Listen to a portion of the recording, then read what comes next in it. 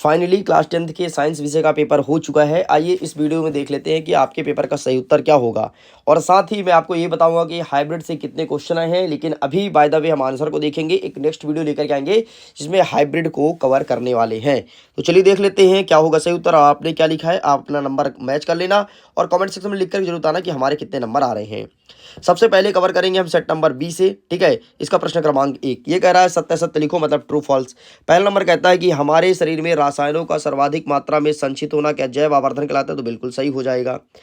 Next कहता है कि हमारे विद्युत रोधन वाला तार प्राय विद्युत में तार होता है, तो ये भी आपका बिल्कुल गलत हो जाएगा।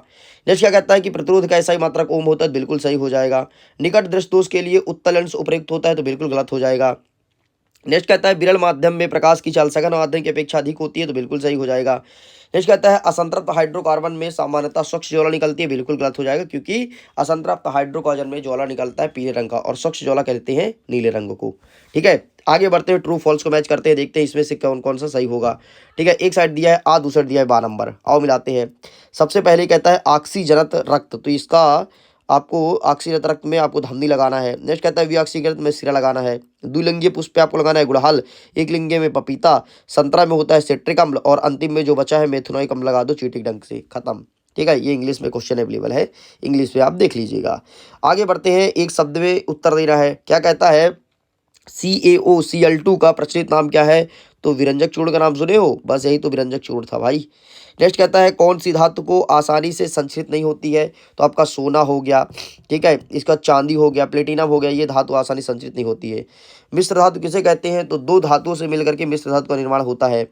हमारे मस्तिष्क के कौन से भाग सुगंध का पता करता है, तो अग्र मस्तिष्क जो होता है वो सुगंध का पता करता है। नेक्स्ट कहता है दो तंत्रिका कोशिकाओं के मध्य अंतर्ग्रहण मतलब सिनेप्सिस पे कौन सी क्रिया होती है, तो इसका आंसर आप लोग को करना है कमेंट सेक्शन में। नेक्स्ट कहता है विद्युत शक्ति का व्यापारिक मात्रा क्या होता है, तो किलोवाट घंटा होता है, ये लिख करके आना था, बहुत ही सरल पेपर था, ठीक है।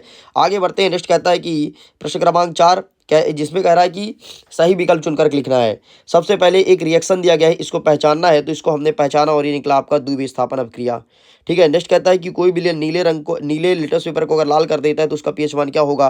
देखो नीले को लाल करता है क्षार और क्षार का पीएच वैल्यू क्या होता है 0 से लेकर के 6 तक, तो ये हो जाएगा 1 नंबर, मतलब सी नंबर। नेक्स्ट कहता है कि निम्नलिखित में से उभयधर्मी ऑक्साइड का कौन सा उदाहरण है, तो ये आपका हो जाएगा Al2CO3, ये है उभयधर्मी ऑक्साइड।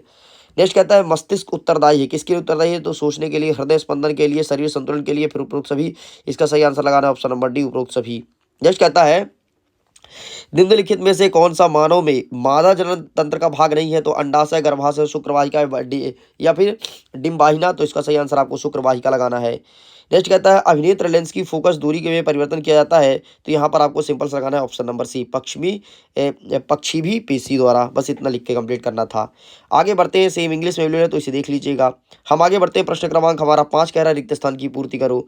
दो बिंदुओं के बीच विभव का अंतर किस यंत्र द्वारा ज्ञात किया जाता है, तो इसका आंसर आप लोग को करना है कमेंट सेक्शन में, मैं कुछ आपको उससे भी पूछूंगा भाई, आपको बताना है। नेक्स्ट कहता है प्रकाश के अवयवी वर्णों को वर्णों में विभाजन क्या कहलाता है, तो इसे कहते हैं वर्ण विभाजन कहते हैं, ठीक है।